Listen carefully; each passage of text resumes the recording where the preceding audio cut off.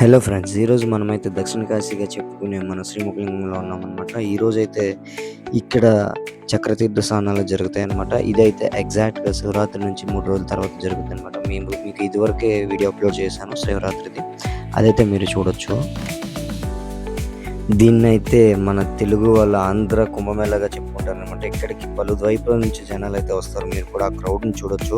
ఇక్కడైతే మనకు వంశధార నదిలో నదీ స్నానం జరుగుతుందనమాట. స్వామివారికి ఇక్కడ నదీ స్నానం చేపిస్తారు. తర్వాత ప్రజలందరూ కలిసి ఇక్కడ స్నానాలు చేస్తారనమాట. ఇక్కడ స్నానాలు చేసిన వారికి చర్మ రోగాలు, అనారోగ్యాలు పోతాయని చెప్పి ఒక గట్టి నమ్మకం అనమాట.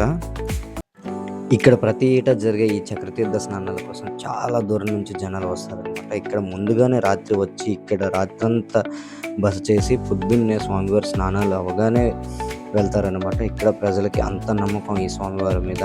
మా స్నానాలు అయితే కంప్లీట్ అయినాయి. మీరు ఎప్పుడైనా శ్రీముఖలింగంలో చక్రతీర్థ స్నానాలు చేసినట్లయితే కమెంట్ చేయండి.